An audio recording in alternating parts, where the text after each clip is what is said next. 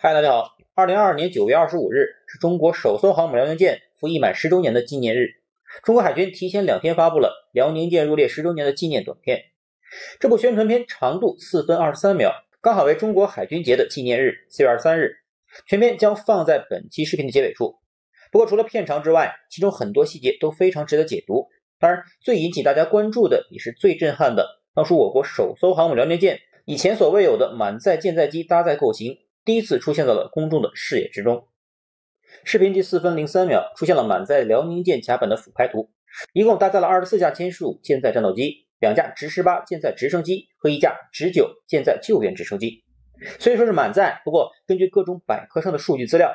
除了甲板上的这24架歼15和3架直升机外，应该还可以搭载9架各类型的直升飞机。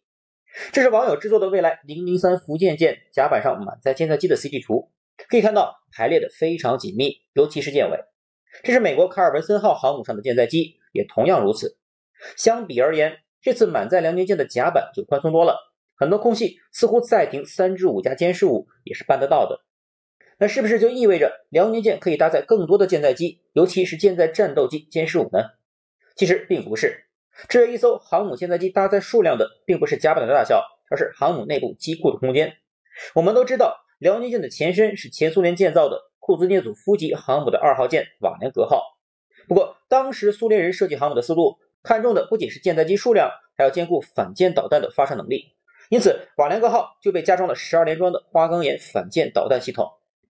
但这套系统在现代航母战术运用中已经意义全无，它的作用已被航母周围拥有更先进垂发反舰武器的驱护舰只所取代。尽管我国在改造辽宁舰的时候已将这套反舰系统从甲板移除，但甲板下方宝贵的空间还是被牺牲掉了，这也是辽宁舰只能搭载24架歼15的原因。而到了002山东舰，尽管在尺寸和吨位上与辽宁舰差别不大，但舰体内部还是做了大幅升级，完全取消了12个重型反舰导弹发射器的全部装置，腾出了更多空间，这样就把歼15战斗机的搭载数量直接从24架提升至36架，足足增加了 50%。 再加上其他舰载直升机型，总数量也增加至48架。除了内部空间外，山东舰的舰岛也大幅缩小，这样甲板上的空间也就富裕不少。所以接下来非常希望有一天也能看到山东舰满载48架舰载机的盛况，希望不要再等到山东舰服役10周年时才能出现。回过头来继续说001辽宁舰，全部24架歼15在甲板上依次排开，看似凌乱，实则乱中有序。头上2架位于舰首105米短距起飞位的歼15，注意与其他歼15不同的是，它们的折叠翼已经展开，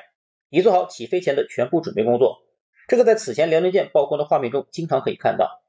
2架前方停着的1架直18会首先放飞，辽宁舰标配2种直18型号，分别是预警和反潜各4架。通常歼15机队起飞前，预警直升机会率先升空，旁边的直9J 也是一样，也要率先放飞。这指的是救援，作用是一旦有飞行员遇险落水，可以在第一时间进行搭救。105米短距起飞位的2架歼15起飞后，后面的这2架会依次替补进行第2批次的短距起飞。当然，这个起飞点由于距离过短，或多或少会影响舰载机的载油或载弹量。当这4架被放飞后，后面更长的195米起飞位就可以使用了。随后便是105米起飞位和195米起飞位交替使用。理论上来说，从增加载油和载弹量的考量，剩下这20架歼15都可以从后面的195米起飞位起飞，但这样做的放飞效率就过于低下了。即便执行任务的时间充裕，也不会这么选择，因为舰载机通常都要编队出行，前面4架轻载起飞的歼15已经在空中盘旋等待了，不可能再等太长的时间，否则敌机还没见到就有可能提前返航，所以放飞效率始终是航母甲板运作的第一考量。因此前面的105米起飞位也同样要运转起来，这样效率最高的方式自然就是满载的24架歼15，每个起飞点各8架，按照前机起飞、4机替补、3机准备的方式，依次依序分别放飞。我简单画了一下，195米长距起飞点后面这8架可以从3号起飞点起飞，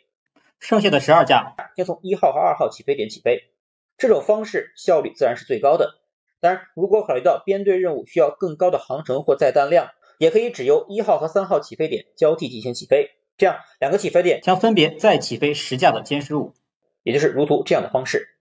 当然，不论何种方式，每架舰载机的飞行员都要在起飞前就被告知自己的起飞次序和起飞点，临场变更将会带来飞行甲板调度的混乱，也将严重影响放飞效率。那么，这种满载极限调度的起飞方式，辽宁舰此前演练过吗？还别说，真的演练过。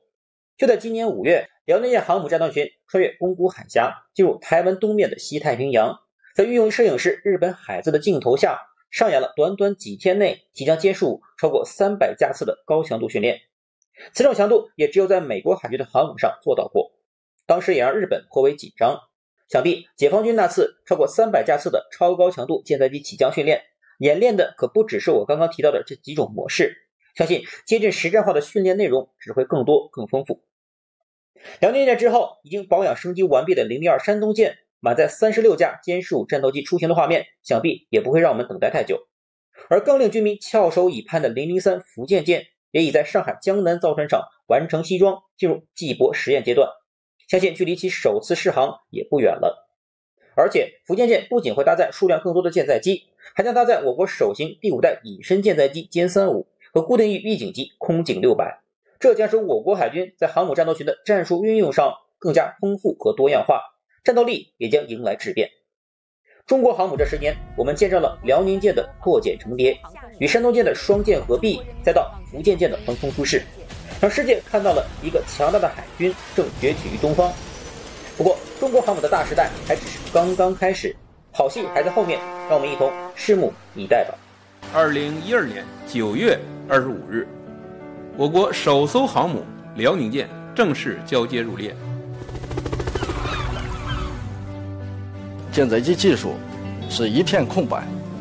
没有任何的经验可以借鉴。我们在一起研究航母，研究舰载机，也研究飞行技术，积累了上百万字的这个技术资料。最终，我们突破了捉舰技术，推开了舰载机飞行这扇厚重的大门。飞起飞！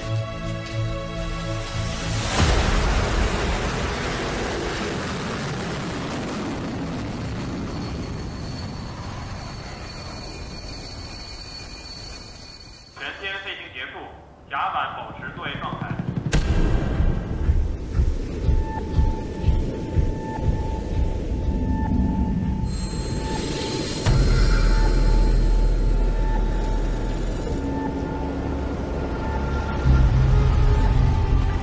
但是前进的道路并不平坦，要奋斗，它就会有牺牲。眼看着自己的战友摔在自己眼前，整个人傻了。都能感觉到我们的胸膛中那股向死而生、为国而战的信念。起降再危险，只是开始，进攻才是我们的使命。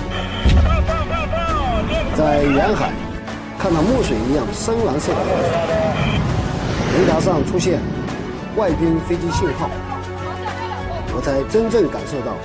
什么叫从浅蓝走向深蓝。我的站位在甲板以下20多米的深舱，那里是航母的心脏。我知道中国航母走向深蓝，其中有我的一份微光。从辽宁舰到山东舰，再到现在的福建舰，先后在3艘航母上工作过，这是我曾经做都不敢做的梦。从首批的10几名女舰员，再到我们现在有上百名女舰员，不只是航母的女舰员，整个航母编队也都在慢慢的壮大。作为航母编队属舰，我们始终锚定制胜未来战场，不断构建现代海上作战体系，目标在视距之外，征途在星辰大海。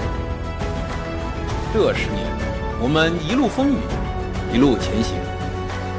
这10年的发展可以说是破茧成蝶。从无到有，从怀岳到弹射，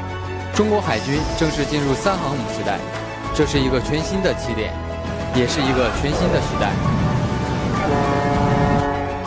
世界上最幸福的事是什么？梦想成真。